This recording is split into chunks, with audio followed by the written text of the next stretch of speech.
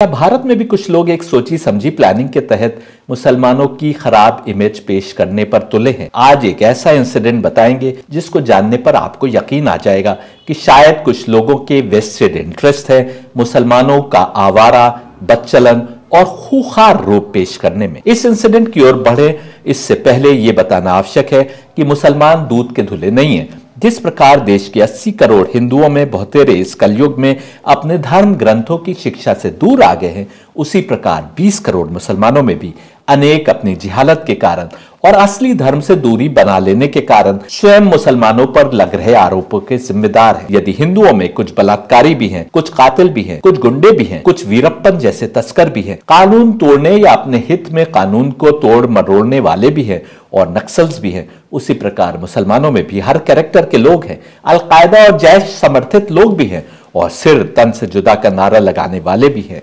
ये वो भटके हुए लोग हैं जिन्होंने असल दीन को नहीं समझा और न उस पर चले।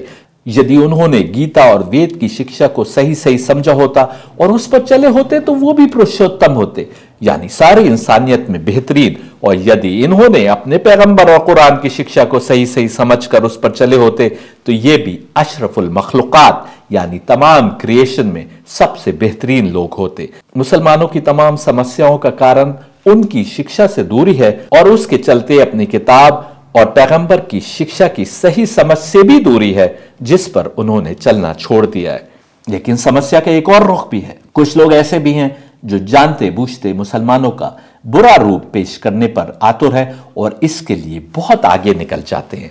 एक उदाहरण देकर आपको समझाने की कोशिश करते हैं। 4 जनवरी 2023 की घटना है। दिल्ली के मायापुरी पुलिस स्टेशन में पोस्टेड 57 वर्षीय एएसआई के पास एक महिला पहुंची। ये शिकायत लेकर के किसी व्यक्ति ने उसका फोन छीन लिया है। इस एएसआई का नाम था शंभू दयाल। वो लोकेशन पर पहुंचे तो वो व्यक्ति वहीं मौजूद था। शंभू दयाल ने उसको पकड़ना चाहा, लेकिन उस व्यक्ति ने शंभू पर चाकू से वार कर दिया। 5 दिन पश्चात अस्पताल में शंभू दयाल की मौत हो गई। ये एक क्रिमिनल घटना थी जिसमें दिल्ली पुलिस का एक एएसआई शहीद हुआ।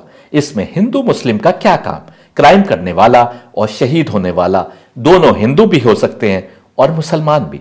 लेकिन कुछ लोगों ने इस घटना को भी मुसलमानों के खिलाफ आग लगाने के लिए प्रयोग करना चाहा। सुदर्शन न्यूज ने अपने जनवरी 8 के ब्रॉडकास्ट में कातिल का नाम जिहादी मोहम्मद अनीश बताया। सुदर्शन न्यूज का ट्वीट था, राजधानी दिल्ली के मायापुरी में अब पुलिस भी असुरक्षित। चाकुओं से की गई योद्धा की निर्मम हत्या, जिहादियों की भेंट चढ़े एएसआई शंभू दयाल।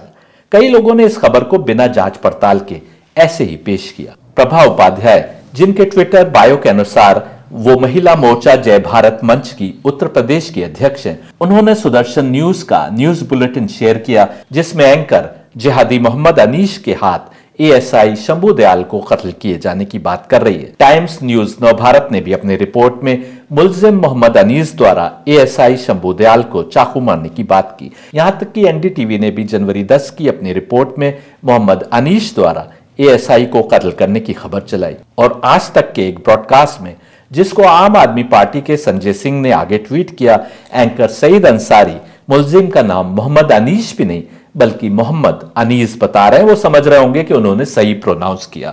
जिन अन्य पत्रकारों और मुख्य हस्तियों ने मोहम्मद अनीस या जिहादी अनीस की खबर को ट्वीट किया या शेयर किया, उसमें वीएचपी के national spokesperson Vinod Bansal, Sudarshan news के सागर कुमार, एएनआई के पत्रकार रवि जल्होत्रा, सुदर्शन न्यूज से जुड़े एक और पत्रकार महेश कुमार श्रीवास्तव, सुदर्शन न्यूज के ही आशीष व्यास, बीजेपी दिल्ली के स्पोक्सपर्सन खेमचंद शर्मा और रवि भदौरिया, जिनको हमारे माननीय प्रधानमंत्री भी फॉलो करते हैं। भदौरिया ने अपने ट्वीट में मुलजिम का नाम अनीस लिखा, लेकिन फैक्ट चेकर ऑल्ट न्यूज द्वारा जो सच्चाई सामने लाई गई उसके अनुसार इस व्यक्ति का नाम मोहम्मद अनीस या मोहम्मद अनीस नहीं बल्कि अनीश राज है और उसके पिता का नाम प्रहलाद राज है। 4 जनवरी को दिल्ली पुलिस द्वारा प्रेस रिलीज में इस दोषी का नाम अनीश राज बताया गया था।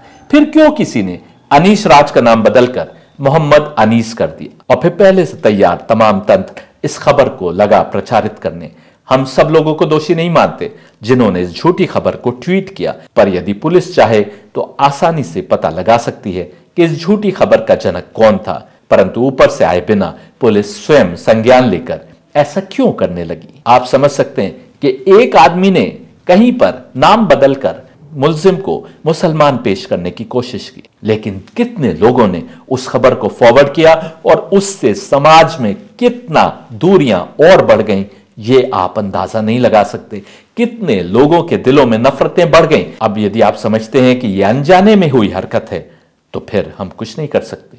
आप और हम और जागरूक हो सकते हैं। समाज में क्राइम और क्रिमिनल हर जमाने में रहें और अच्छे लोग हर जमाने में उनसे कहीं अधिक रहें। क्रिमिनल यदि धर्म पर चल रहा होता तो क्राइम करता ही क्यों। जलती आग पर पानी डालने से आपको पुण्य मिलेगा या तेल डालकर।